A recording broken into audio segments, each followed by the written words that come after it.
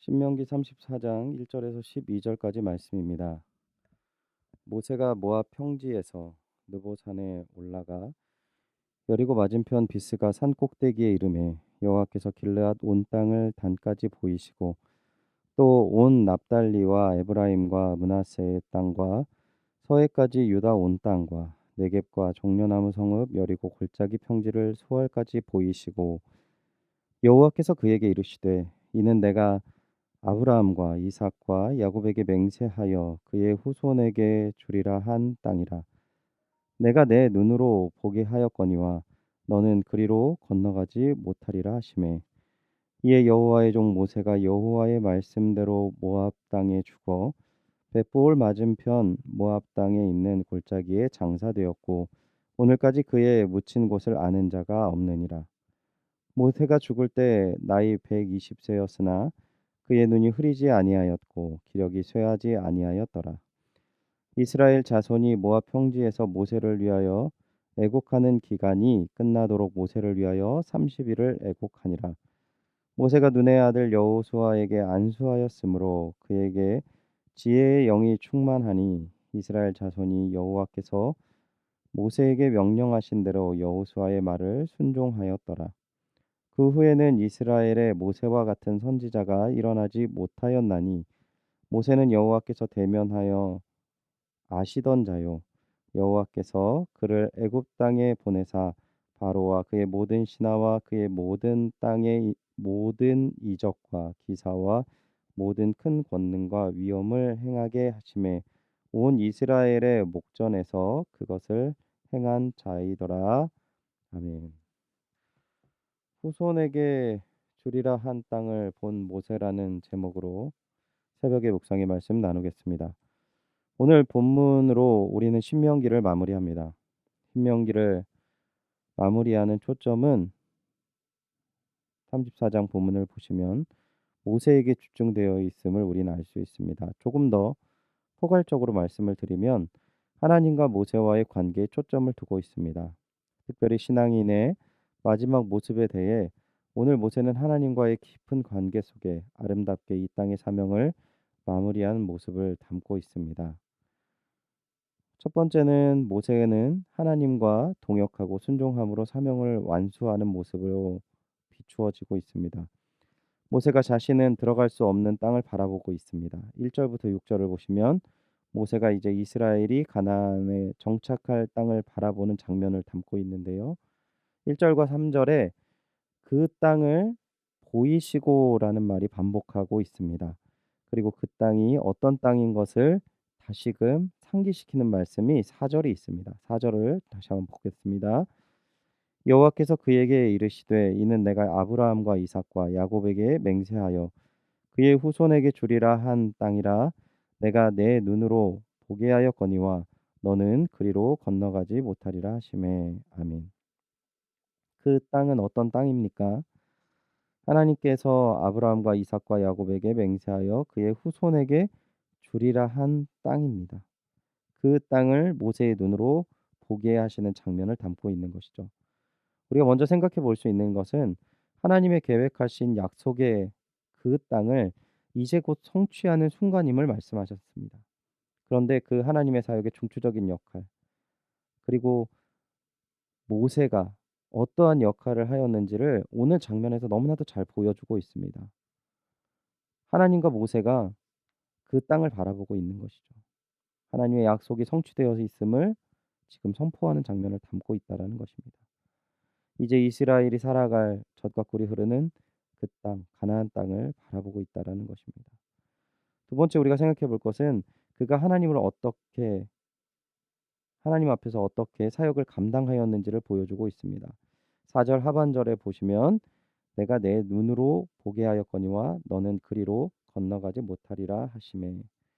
어떻게 보면 모세에게 너무나 가혹한 상황이 아닌가 생각해 볼 수 있지만 5절을 보시면 모세가 여호와의 말씀대로 모압에서 죽었다고 합니다.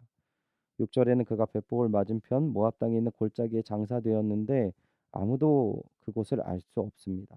신학자들은 이러한 표현이 모세의 장례를 하나님께서 하셨다라고 해석을 하는데요. 모세는 하나님의 뜻에 끝까지 자신의 마지막까지 하나님의 말씀을 순복한 사람이었음을 보여주고 있습니다. 즉 하나님께서 멈추라 하신 곳에 멈출 줄 아는 주님의 사람이었고 모세는 그렇게 사명을 감당하였다는 것이죠. 모세는 하나님의 가장 큰 사명을 감당한 자였습니다. 그 사명을 순종함으로 감당한 주님의 동역자였다라는 것이죠. 하나님의 사역은 주님께 순종하는 것임을 증거하는 모습을 이 신명기의 마지막에 성경은 증거하고 있습니다. 두 번째, 그는 다음 세대를 준비하는 사역자였습니다. 9절을 보겠습니다. 모세가 눈의 아들 여호수아에게 안수하였으므로 그에게 지혜의 영이 충만하니 이스라엘 자손이 여호와께서 모세에게 명령하신 대로 여호수아의 말을 순종하였더라. 아멘. 모세가 눈의 아들 여호수아를 위해서 기도하는 모습을 본문에 담고 있는데요. 모세는 여호수아가 이스라엘의 민족을 이끌 힘과 능력을 달라고 하나님께 기도하는 것입니다. 하나님께서 모세에게 어, 그 기도 하나님께서 모세의 기도를 들으시고 여호수아에게 지혜와 영을 충만하게 하셨습니다. 또한 이스라엘의 모든 자손들도 여호수아의 말에 순종하게 되었다라고 9절에서 성경은 이야기하고 있습니다. 모세는 다음 세대의 리더십을 온전하게 세운 지도자였습니다. 모세는 아들이 아닌 자신의 시종이었던 여호수아를 세웠다는 데 우리가 한번 생각해 볼 부분이 있습니다. 왜 모세는 자신의 아들이 아닌 여호수아를 세웠을까요? 여호수아는 모세의 시종으로 모세의 삶을 바라보았고 그리고 그는 모세의 삶을 옆에서 함께 동행하였으며 따르며 그 모세의 삶을 자신의 삶에 적용시킨 사람이었습니다. 그가 이스라엘의 리더자로서 하나님과 동역하면서 보인 모습으로 그 삶이 적용시킨 삶이 무엇인지를 잘 드러내는 부분은 여호수아는 모든 일에 하나님 앞에 순복하고 엎드림으로 자신의 일을 감당하는 모습을 성경은 담고 있습니다. 그는 아이성 전투에서 이스라엘이 패배했을 때에 다른 것이 아니라 먼저 주님 앞에 엎드려 눈물로 기도하였습니다. 북부 가나안 지파가 연합으로 공격할 때에도 주님 앞에 기도하며 주님의 은혜로 승리할 수 있었던 부분을 성경은 이야기하고 있습니다. 이스라엘 앞에서 자신은 끝까지 하나님께 순복할 것을 또한 선언하며 이스라엘이 주님께 순복하는 삶을 살아갈 수 있도록 또한 설명하고 설득하고 인도했던 자였습니다. 하나님께 순종하는 모습, 하나님만 아시는 것이 아니라 사람의 눈으로 보였던 것입니다. 모세의 눈에도 자신의 아들보다는 여호수아가 하나님께 순종한 합당한 자였고 그러한 합당한 자를 위해 기도하였고 그러한 자에게 하나님께서 힘과 능력을 주셨다라는 것을 성경은 이야기하고 있습니다. 마지막으로 세 번째, 모세는 하나님께 칭찬받는 사람이었습니다. 본문 10절부터 12절을 보시면 그 중심 표현을 알 수 있는데요. 그와 같은 자가 없었다라고 합니다. 모세 이전에도 위대한 하나님의 사람은 있었습니다. 하나님과 동행한 에녹이 있었고요. 또한 큰 홍수 가운데에서 구원자로서 하나님께 세워진 노아가 있었고 믿음의 조상 아브라함이 있었으며 요셉이 있었습니다. 이들 모두 다 한 명도 빠지지 않는 주님의 사람들이었습니다. 그 후에도 재능 있고 능력 있는 사람은 훨씬 더 많이 있었습니다. 하지만 하나님께서 말씀하십니다. 그와 같은 자가 없었다. 저는 이 표현을 하나님께서 쓰신 이유는 모세의 40년 사역이 하나님께서 짊어지신 하나님의 사역의 짐을 나누어진 사람이기에 그런 것이 아닌가 생각해 봅니다. 먼저 호렙산에서 금송아지를 하나님이라고 하며 섬겼던 그들을 버리시려고 했던 하나님께 엎드려 간구하며 나아간 모세의 모습. 가나안 정탐꾼의 이야기를 듣고 가나안 땅에 들어가기를 거부했던 이스라엘을 위해 기도했던 모세의 모습. 또한 실패한 이스라엘을 버리지 않고 그들과 함께 그들을 돌보며 광야에서 그들을 이끌었던 모세의 모습 속에서 하나님께서 그들의 자녀를 사랑하시며 이끄시는 그 자리에 자신의 삶을 내어놓았던 모세의 모습이 이러한 평가를 내린 것이 아닌가 생각해 봅니다. 오늘 상황과 능력이 부족하여서 주님의 일을 감당하지 못하는 것이 아니라 내 뜻을 내려놓지 못하기에, 순복하지 못하기에, 타인을 인정하지 못하기에, 혹은 주님의 일을 감당하는 자리가 너무나도 무겁고 힘들어서 거부하기에 주님과 동역하지 못하는 것이 아닌지 돌아보시는 귀한 하루가 되시기를 축원드립니다. 오늘 하나님께 순복함으로 그리고 하나님의 일을 짐으로 여기지 않고 기쁨으로 여기는 귀한 은혜와 사랑이 무엇인지를 경험하시고 증거하시는 연희교회 되시기를 주님의 이름으로 다시 한 번 더 축원드립니다. 기도하겠습니다.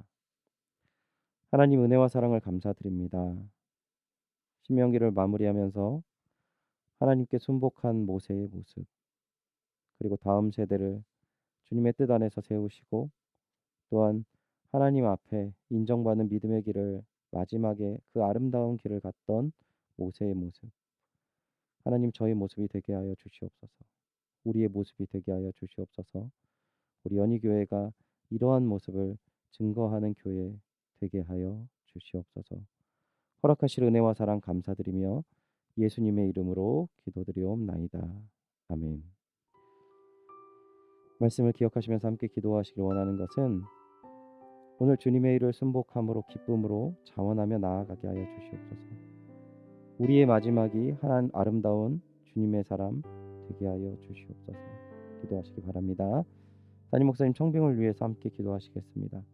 연희교회가 한 몸을 이루는 지체로서 머리 대신 예수님의 말씀과 뜻을 잘 전달할 수 있는 준비된 목회자를 모실 수 있도록 성도들의 영혼을 사랑하고 푸른 초장으로 인도하며 영혼의 생수를 마시며 성장시키시는 목회자를 모실 수 있도록 사람의 생각과 방법이 아닌 오직 주님의 뜻과 방법으로 준비된 목회자를 모실 수 있도록 코로나19의 조속적인 종식과 교회와 모든 성도의 안전을 위해서 기도해 주십시오.